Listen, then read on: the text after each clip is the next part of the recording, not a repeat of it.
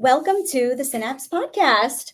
I'm Lauren Prager, Synapse CEO, and it is a pleasure to be here today with one of Florida's educational leaders who's really helping to ensure that our state is positioned to be a leader as a tech and innovation playground for the next generation of creators, thinkers, and doers. So Dr. Randy Avent, current president of Florida Polytechnic University, welcome to the Synapse Podcast. It's great to have you. Great to be here. Thank you so much. So I want to start out with an overview about what Florida Poly is. Florida Polytechnic University, its story and founding, and why it was important for the university to exist and have a STEM-focused university. So let's start there and set the stage for your journey. Well, I think first thing is you mentioned STEM, and STEM is a very popular word these days. Technically, STEM is very broad. It actually includes social sciences, psychology, sociology. It includes life sciences, botany, biology, and then it includes what's called the core STEM, which is engineering, physical sciences, and mathematical sciences. And that's what Florida Poly is. It's only core STEM. So we're an engineering school. And I tend to prefer to call us an engineering school. The reason why it was so important to create a university is one is just look at what tech has done for the U.S. economy. Tech, if you look at the top 10 largest companies in terms of market cap in the nation, 5 of those are tech companies. And 2 of those, Tesla and Amazon, really are tech companies. Absolutely. So tech really dominates our economy. And what that's led to is we've had 82% growth in the U.S. economy since 2008, whereas you compare that to Europe, it's only had 8% growth since 2008. So tech really is the big driver behind our economy right now. Tech products that we all buy, like the iPhone and everything else, but also tech really enables productivity. So it's fairly broad. Florida, of course, back in 2010, its primary industries were tourism, retirees, and agriculture. That's right. And so, a lot of really smart people in the legislature realized that was a little bit of a risky thing for Florida, and that we needed to really go after and attract more tech. And that really was the purpose behind creating the university, was to put a sign out in the front yard that said open for business. And could we have done that with other universities? Possibly, if we had taken the money, invested in other universities, but probably it would have gotten watered down among a lot of programs. But what Poly does that's so unique, because it is a small school with a really high-touch model that can do a very hands-on curriculum. And also, a lot of the students that we attract to the university really don't want to go to a large, comprehensive university because they get lost there. Mm-hmm. So they love coming to a small engineering school that instead of football, we do hackathons. Instead of Greek life, we do all types of things. Are you talking about pickleball and the soccer field? Well, we do pickleball. We have a lot of the students now that do all of that. But we do hackathons. We do we competitions we call bag of parts, where we give parts to students and they have to go off and build things. So we're trying to create this culture, engineering culture, of going off and really being about solving problems and building new things. And so it really is, we used to call it think and do. You have to have your theory and your fundamentals to learn the real basics of, how do you do a triple integral over a closed contour surface. But then you also have to be able to apply that to a problem, to solve a problem. And we do both of that at the university.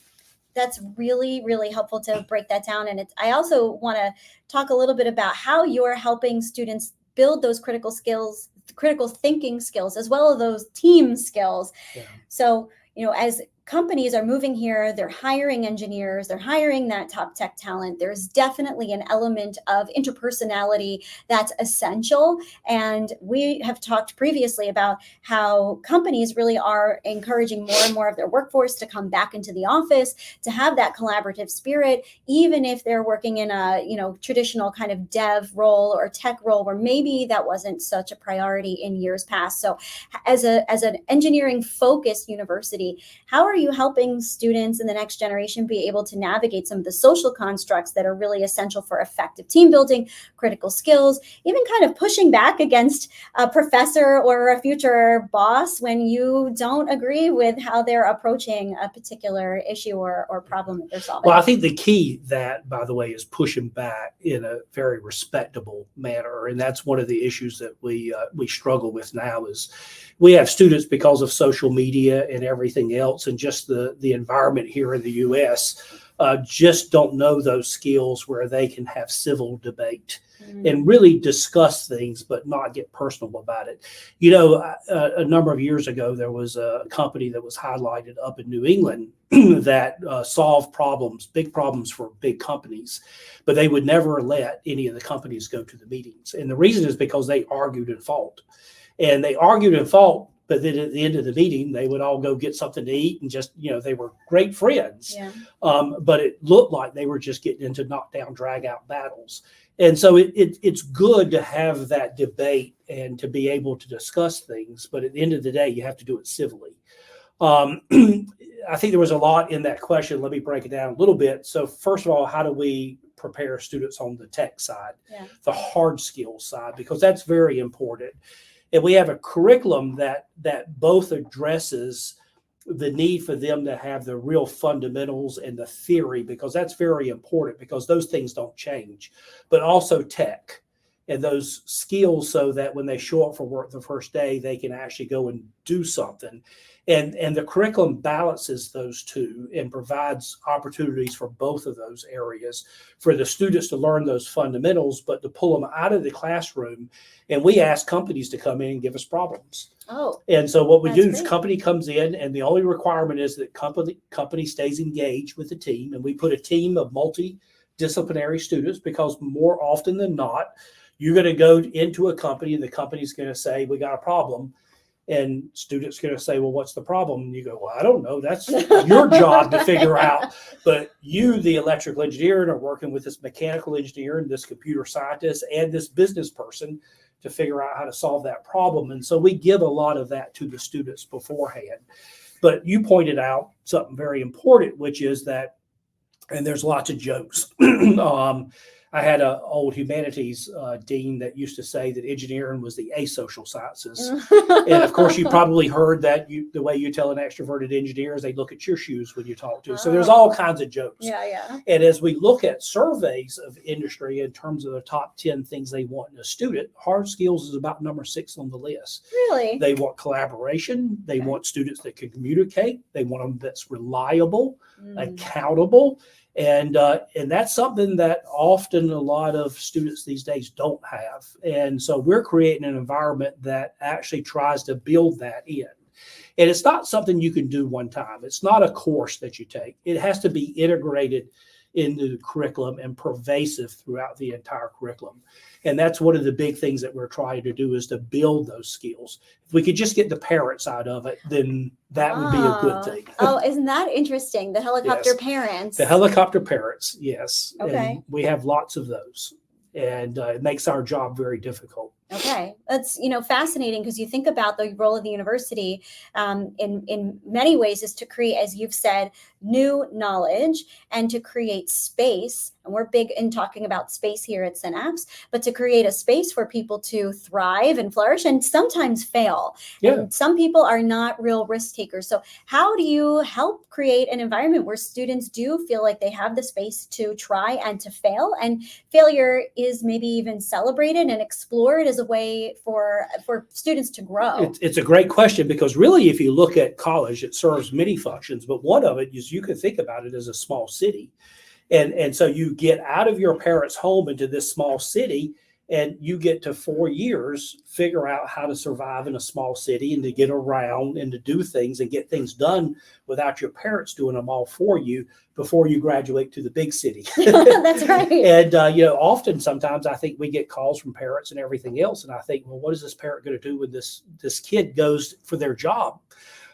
Because if something happens and they don't like it and they call the boss, the kid's not going to be working there. The student won't be working there long. So it is a challenge, and it's something that all universities are facing. And but we are taking that seriously trying to build those professional development skills. And Florida Poly has been very successful in enabling your students to lead really accomplished careers. Even in the 10 years since the university was founded, you have an incredible rate of acceptance from your students to continue their professional careers or their graduate studies. And many of them choose to stay in Florida. So can you share some of what you're seeing now as you look back over the previous 10 years of Florida Poly about how your students are moving into the workforce and succeeding? Yeah. We purposely try to focus on small and medium businesses because as a smaller university, we can have relationships with small, medium-sized businesses. And then we can help bring students to them and graduates to them to work in their workforce. The other advantage of that is that the students tend to stay in Florida for those small and medium businesses. And so that is kind of one of the strategic advantages of the university. In terms of the students themselves, they're doing well. Like you said, they're getting great jobs. And the careers so far from what we've seen is they've been doing spectacular. So can you share a little bit about what those careers paths are looking like? Because you have a growing set of majors that the students study, and you're really responsive and evolving to the needs of technology and engineering, not so much that you're pigeonholing students so that once the outdated technology is no longer applicable, but really helping them to be, like you said before, critical thinkers. So what are some of the ways that that's being manifest as they're moving through their career? Well, teaching them the critical thinking skills is, a lot of that's built into the project-based curriculum and the capstone projects and everything else. Students are, by far and large engineering. Most of our students are computer science majors, about half of the students computer science majors.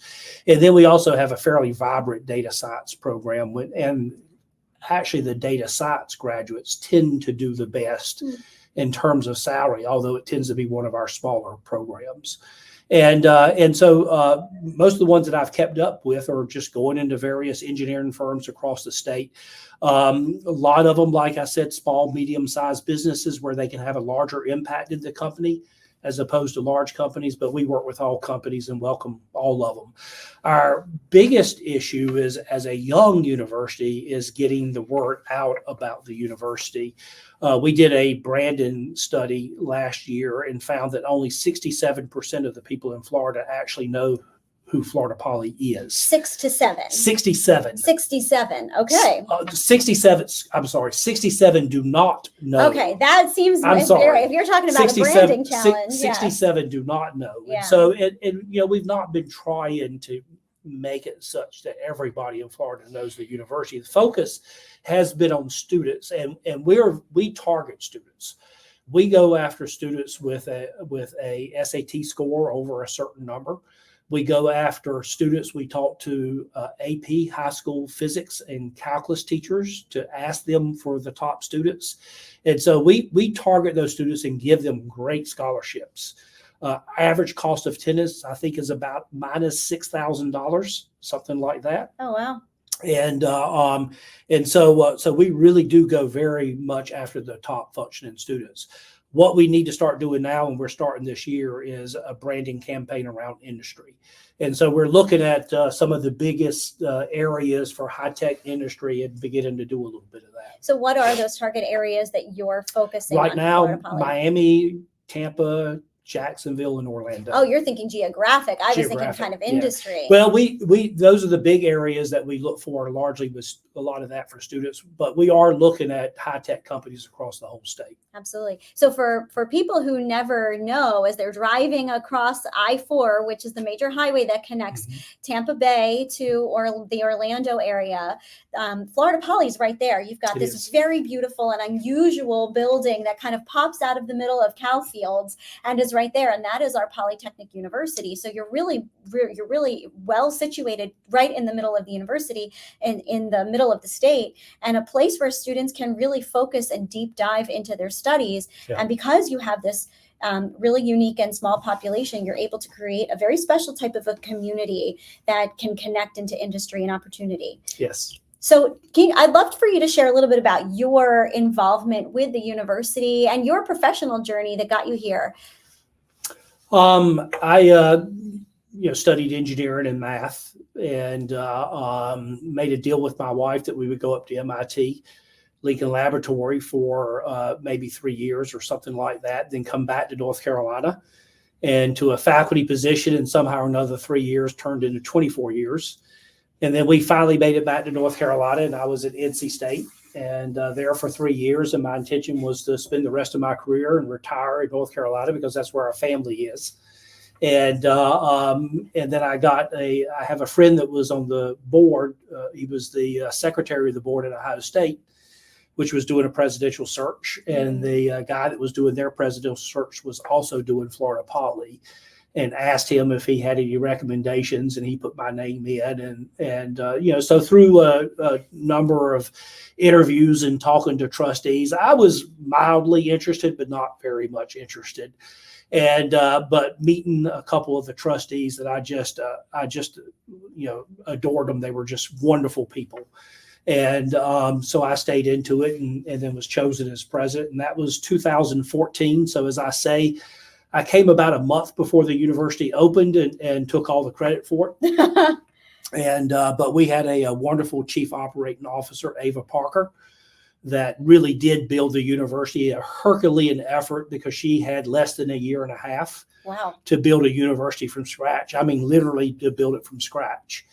And so, the old proverbial, building the car while it's moving type of thing. And so we've been very fortunate. We were able to attract the provost out of Colorado School of Mines, which is, according to USA Today, the top engineering school in the nation. And he'll say that's not the case. But we were able to attract him. And basically, I've told him to go off and do exactly what he did at School of Mines. Mm-hmm. And then, I've been here. My background really more is in research and less on the teaching side, the pedagogy side. And but it's been a very fun experience and really the opportunity of a lifetime to start a new university from scratch. Not too many people can say that. Not at all. Yeah, so, yeah. Universities, especially one that's as specific and focused as a polytechnic university, has to measure success somehow. So what are some of the ways that you find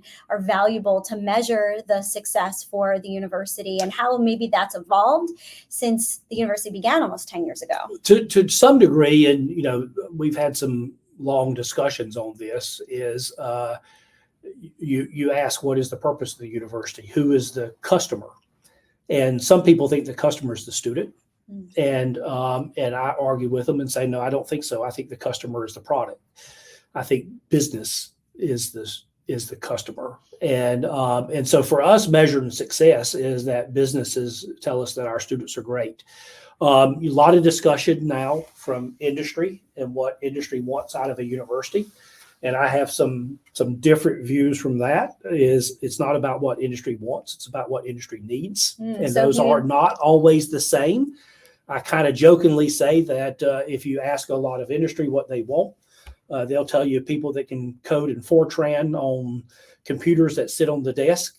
And so we really supposed to be leading industry and putting students out that know how to do the next big thing.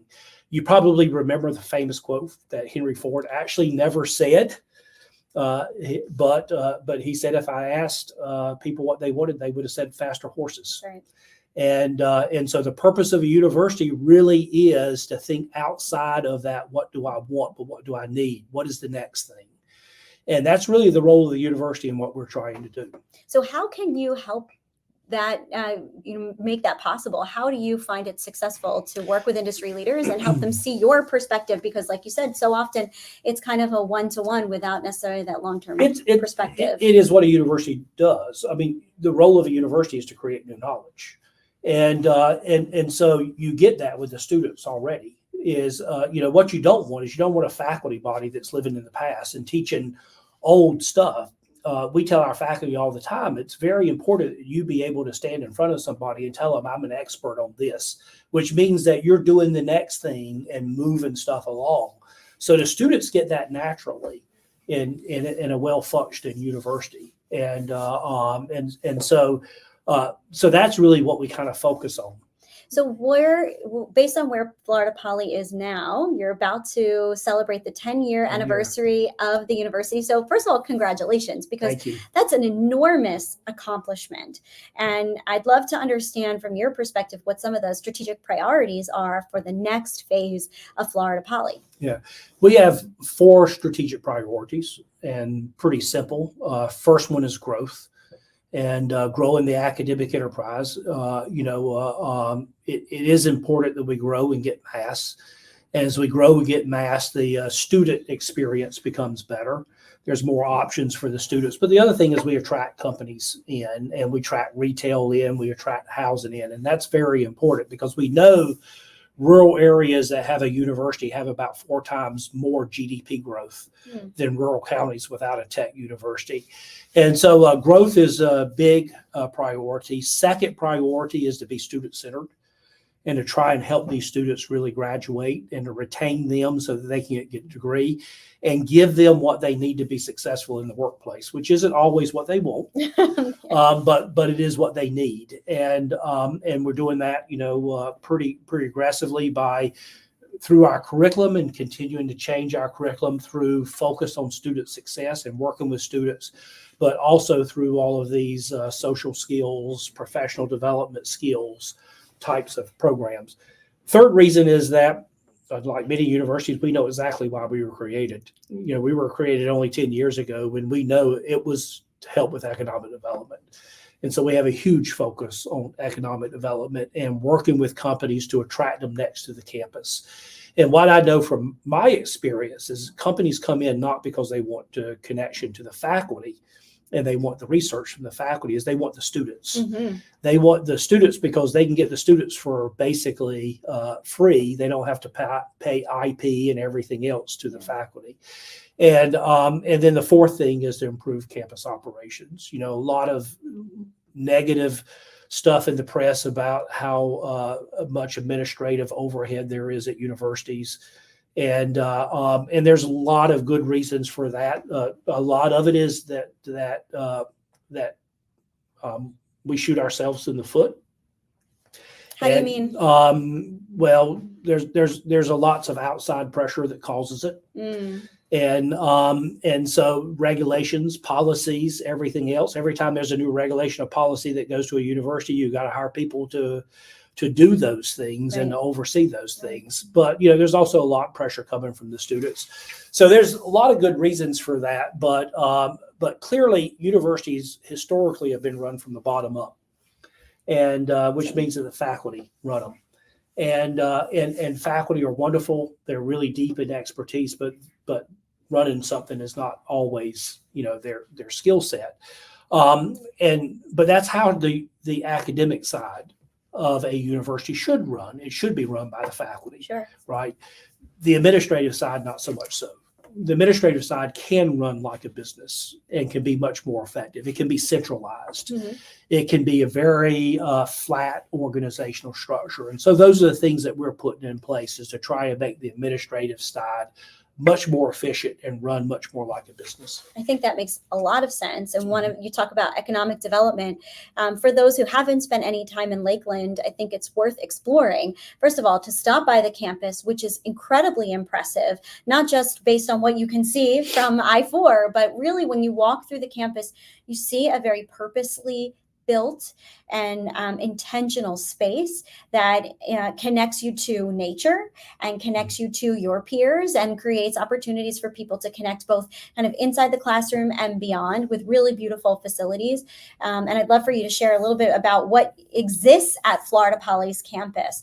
But also adjacent to the campus is the town of Lakeland, the city of Lakeland, that's really growing. I had a chance to go just a couple of weeks ago for a family outing, and we had a great time. It's a really dynamic, really beautiful place. And so you can see how this is an opportunity to really be on the ground floor of the evolution of Florida innovation and business. And, now with an award-winning university that's right smack in the middle of it. So I'd love for you to share more about what is happening on the university that we can't see when we drive by and is creating space for these students to grow. Yeah, well, you're right. Lakeland is a beautiful little downtown. It's a very dynamic place, a lot of great great restaurants. It has a wonderful quality of life, Yes. which is what I've liked about it so much. I used to joke with people that, we consider a traffic jam when there's 7 cars in front of you at the stoplight. I see that. And so it's a wonderful quality of life. The university, you mentioned the main building, which, looks like a whale carcass off the side of the road. It's true. That was a building that was designed by Santiago Calatrava, probably one of the more famous living architects right now. That building in 2016, I think it was voted by architects around the world as being one of the 15 most breathtaking buildings in the world. It is.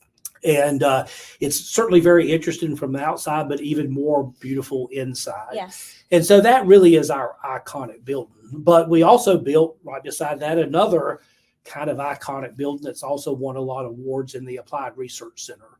So the main IST building is largely where Innovation, Science, and Technology. Thank you. The main Calatrava building is the building where most of the classrooms and teaching classrooms are. And then the applied research is where a lot of the student project and faculty research building goes.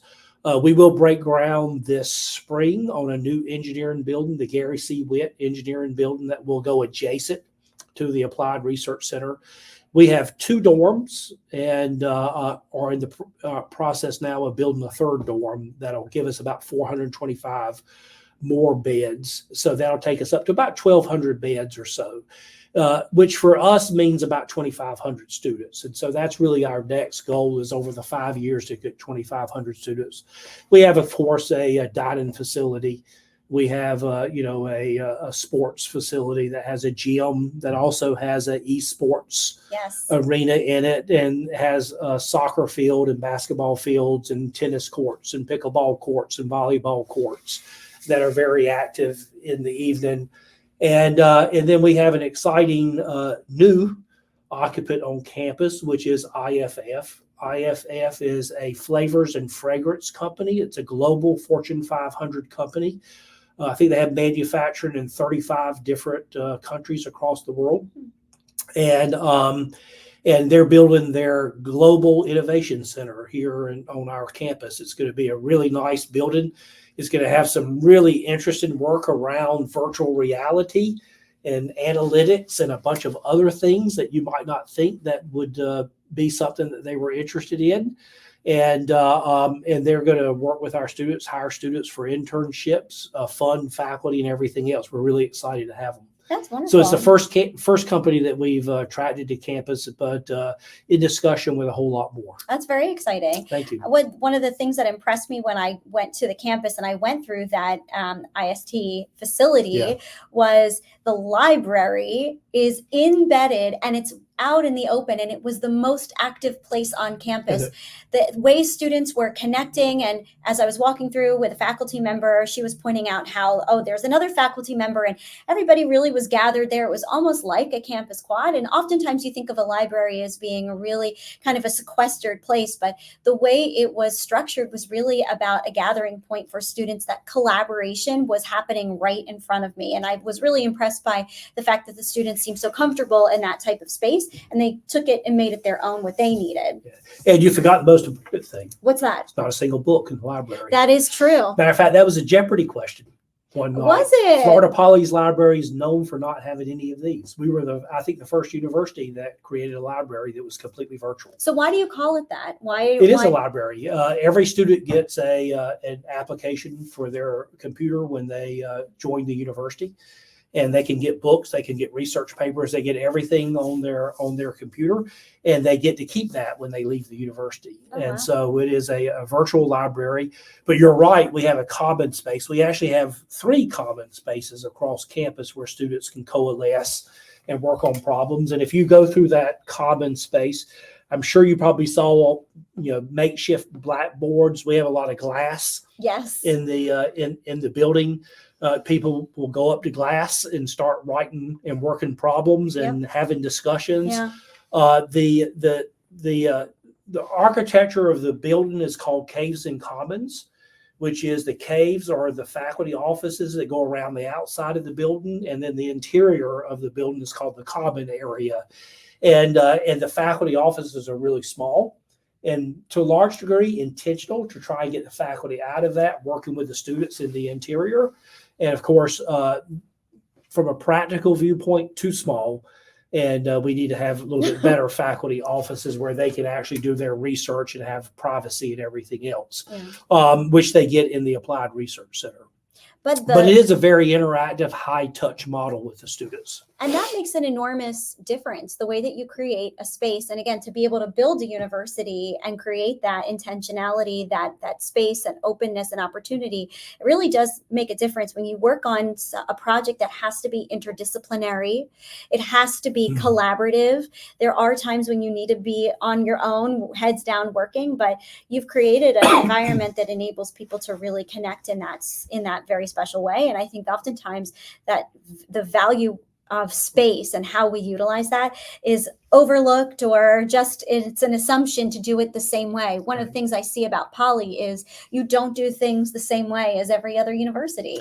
Yeah, Barb Oakley, I'm not sure where she was a professor, but she made an astute comment, which is that moving a university is a lot like moving a cemetery. Don't expect any help from the inhabitants. Oh, goodness. And it is one of the advantages of being a young university and having a very young faculty body, is that we don't have to think, that's not the way I've always done it. Right. We can bring in new ideas. We can really open up and create a university that is a little bit more modern. And so I think we've done that. Yeah. So this is a perfect segue into our evergreen questions. These are the questions I love to ask every guest, and share your personal perspectives. And the first question is, how do you define innovation? I'll try not to do it too long. Okay. I think there are three elements to the innovation ecosystem. At the pointy end of the spear is industry and a business. And the purpose of industry and a business is to create a product at a fair value that it can sell to its customers. So most companies do that by meeting with their customers and asking them what they want, understanding, what their needs are, and then going off and having engineers actually develop those products and delivering it. And what that results in, it results in linear growth for a company that sustains the company or doesn't sustain the company. At the other end of the spectrum, you have academia. And the purpose of academia is to create new knowledge, to be unrestricted, to go in every direction, to think about fun topics and go off and study them. And a lot of time very inefficient. And but you never know exactly what you're going to get out of academia, because they lay the foundation. And what an innovator is someone that can reach into academia from those foundations and translate it to a completely different way of doing a product that results in exponential growth. So let me give you a couple of examples. Sure. GMC is a 100-year-old company. Its market cap is about $55 billion. Ford's about a 100-year-old company. Its market cap is about $55 billion. Dodge, I think, 90-year-old company, maybe $40 billion market cap. But this small little company called Tesla, which hasn't been around that long, its market cap's $550 billion, more than those three companies all added together, because they reached in to this technology that was coming out of universities and was able to translate it. I'll give you another example. Hilton Hotels. Again, market cap is pretty small when you compare it to Airbnb, which has only been around a really, really short time. Boeing and SpaceX. The list goes on and on. Bank of America versus Bitcoin. And so an innovator is someone that can reach into the academics, see what's coming out of academia, and then translate that into a company. Ask people all the time is, how much academic research was in this iPhone?